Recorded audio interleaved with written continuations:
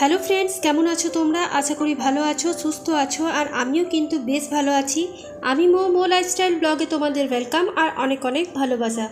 আশা করি আজকের ব্লগটা তোমাদের কিছুটা হলেও ভালো লাগবে। আর যদি ভালো লাগে অবশ্যই একটা লাইক, কমেন্ট, শেয়ার আর চ্যানেলটাকে সাবস্ক্রাইব করে আমার পাশে থেকো। সকালের বাসি কাজকর্ম করতে করতে পুরো গরম লেগে গেছিলো আর ঘেমে গিয়ে একেকার অবস্থা। আর এত কাজকর্ম করার পর যদি স্নান না করি ভালো লাগে না, কারণ বৃষ্টি হলেও গরম কিন্তু বেশ এখনও ভালোই আছে। তো সকালবেলা স্নান টান করে ফেলেছি আর বাসি কাজকর্ম সব শেষ, কিন্তু রান্না বান্নার কিছুই এখনও জোগাড় করতে পারিনি। তো দেখা যাক দোকানে কি পাওয়া যায়, তারপর সেটা নিয়ে আসা হবে। আর আজকে সকালে খুব একটা চাপও ছিল না। আর আজ মঙ্গলবার, আমাদের সংক্রান্তি মঙ্গলবার করি, সব কিছু নিরামিষ হয় আর ভাতটা খাওয়া যায় না। তা বলতে পারো দাদা ভাইয়ের টিফিন দেওয়ার পর তারপর আমি আর ছেলে যেটা হোক কিছু একটা বানিয়ে নিলেই হবে। তো ব্যাস, দেখি এখন যা পাওয়া যাবে সেটাই নিয়ে আসবো। আর এখন দেখো আমি ডালগুলো শেষ হয়ে গেছিলো, তো কোটোতে ঢেলে এখন যেমন ছিল সেখানে সাজিয়ে রেখে নিচ্ছি।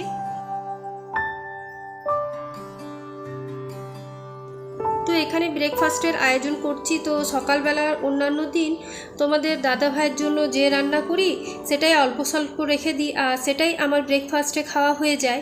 কিন্তু আজকে যেহেতু তোমার মঙ্গলবার, সেহেতু একার জন্যে কি করব কিছুই বুঝে উঠতে পারছিলাম না। তাই বাড়িতে দেখলাম চিড়ে আছে, তো চিড়ের পোলাও করব। তো তার জন্যে সবজিও সেরকম পরিমাণ কিছু ছিল না, শুধু ক্যাপসিকাম আর গাজরটা ছিল। তো সেইগুলো এখন কুচিয়ে নিচ্ছি।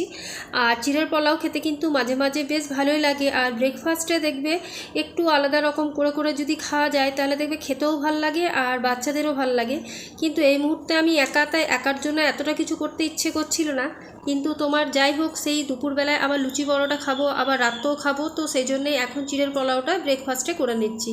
তো দেখো আমি লং, এলাচ এগুলো দিয়ে, তারপর বাদামটা দিয়ে, তারপর ক্যাপসিকাম আর গাজরটাকে ভালোভাবে ভেজে নিচ্ছি। আর আমি একটু মিষ্টি মিষ্টি করে থাকি চিড়ের পোলাওটা। তো সব সবজিপাতি তোমার ভালো করে ভাজা হওয়ার পর এখন আমি চিড়েটা দিয়ে নিচ্ছি। আর চিড়েটা দিয়ে তারপর খানিকক্ষণ আবার ভেজে নেব। আর নামাবার সময় একটুখানি ঘি দিয়ে দেবো।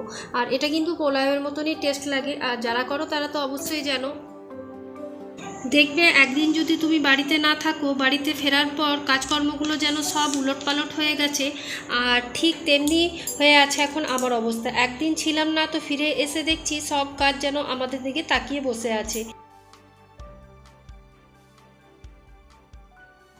তো এখানে পোলাও বানানো ডান। আর দেখো এদিকে আমি তোমার পোলাওটা খেয়েও নিচ্ছি, কারণ ব্রেকফাস্টটা করে নিই, প্রায় অনেকটা সময় হয়ে গেছে। আর এখানে কিছু দোকান থেকে তোমার ভেন্ডি নিয়ে এসেছিলাম, কিন্তু ভেন্ডিগুলো এনেছিলাম তো আর করা হয়নি। যেহেতু ভাত না থাকলে দেখবে এই ভেন্ডি বা অন্য কিছু দিয়ে তরকারি খেতে ভালো লাগে না। আমার বেশিরভাগ সময় তোমার এই আলুর তরকারি বলো, ঘুগনি বলো, এগুলো দিয়ে লুচি পরোটা খেতে কিন্তু বেশ ভালো লাগে। আর বর্ষাকালেও কিন্তু দেখো এখন বেশ গরম পড়েছে আর সেরকম ঠান্ডা বলতে নেই।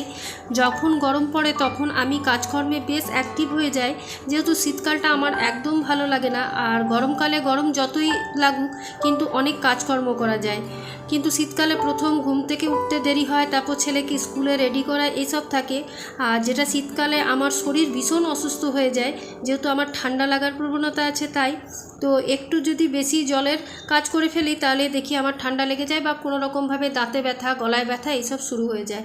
তো তার জন্য যতই আমি গরমে হ্যাসপ্যাস করি বা গরম লাগুক, কিন্তু আমার গরমকালটাই বেশ ভালো লাগে।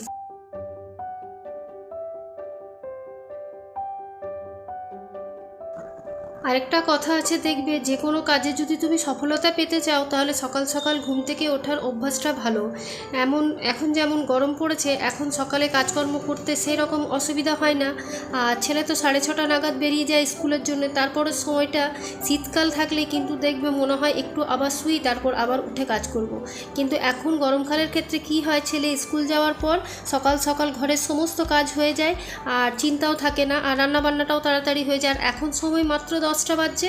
তো দেখো আমার ঘরের মোটামুটি সব কাজকর্ম হয়ে গেছে। আর এখন রান্নাঘরে চলে এসেছি, রান্নার প্রস্তুতি। তো এই যে আজকে ভাবলাম যে যখন লুচি করব তো আজকে একটু আলুর তরকারিটা করি আর সেমই করব। তো তার জন্য আলুর দম করব আর তোমার সেমই করব। তো এখন আলুগুলোকে ছাড়িয়ে নিচ্ছি।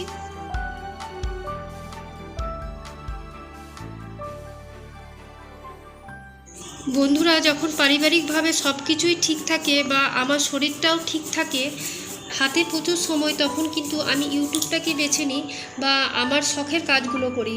এখন এমন হয়ে গেছে যে খুব একটা আড্ডা দেওয়া বা কোথাও প্রতিদিন ঘুরতে যাওয়া সেই জিনিসটা হয় না। এখন মনে হয় যত বয়সটা বাড়ছে আর যত পৃথিবীটাকে আমি বুঝতে পারছি, তত কেন যেন বন্ধু বান্ধবীর সংখ্যা কমে যাচ্ছে আর মানুষের সাথে মেলামেশাটাও কমে যাচ্ছে। একটা সময় ছিল চারিপাশে প্রচুর মানুষ, কিন্তু ধীরে ধীরে হয় না, পরিস্থিতি বা পরিবেশের সাথে সময়ে বোঝা যায় যে মানুষগুলি তোমার সাথে আছে, তাদের মধ্যে বেশ হয়তো বেশিরভাগই না থাকার ভালো। তো সেইভাবে অনেক মানুষের কাছ থেকে সরে আসতে আসতে আসলে পাশে থাকা মানুষগুলির সংখ্যাটাও অনেক কমে গেছে। তো তার জন্যেই চেষ্টা করি একটু নিজের মধ্যে থাকার, কারণ আমি এমন একটা মানুষ, কারো কাছে কোনো খারাপ কথা শুনতেও পারি না, আবার নিতেও পারি না, আর কাউকে সেরকমভাবে বলিও না। তাই আমার জগতে খুব অল্প সংখ্যক মানুষ আছে যাদের সাথে আমার সম্পর্ক খুবই ভালো, আর তাদের নিয়ে অনেকটাই হ্যাপি আছি। অনেক সময় দেখবে হয়ে থাকে না, কিছু আমাদের বলে, আবার সেইগুলো বলার পর মনে হয় যে সে কথাটা বলে মনে একটা পৈশাচিক আনন্দ পেল। এইগুলো কেন করে আমি বুঝতে পারি না, বা পরের নিয়ে বলে কি আনন্দ পায় সেটাও আমি বুঝতে পারি না। তো যাই হোক, অনেক কিছুই আজকে তোমাদেরকে বললাম। তো দেখো, আমার লাঞ্চ কমপ্লিট। এদিকে সেমাইয়ের পায়েস, আলুর দম আর লুচি করে নিয়েছি। আর হাতে যেহেতু আজকে একটু সময় ছিল বলে এই যে উপরের র্যাকটা আছে সেটা আমি আজকে ভালোভাবে পরিষ্কার করে নিচ্ছি।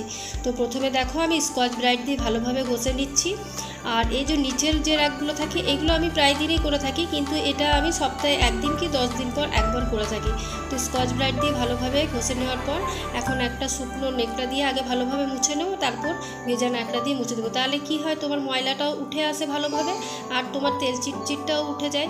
তো ব্যাস, আর কিছু না। আর এদিকে দেখো, আমি পরিষ্কার করতে করতে আমার বান্ধবীও এসছে।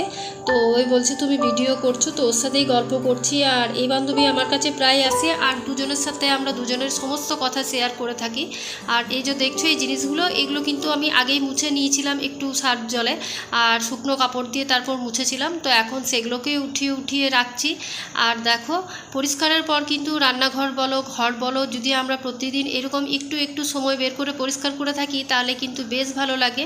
আর সব কিছু পরিষ্কার থাকলে কিন্তু মনটাও ভালো লাগে।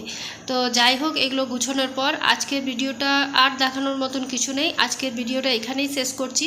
কালকে আবার একটা নিউ ব্লগ নিয়ে তোমাদের সাথে দেখা হবে। ভালো থেকো, সুস্থ থেকো, সবাইকে সুস্থ রেখো, আর মুখে একটা বড় স্মাইল রেখো।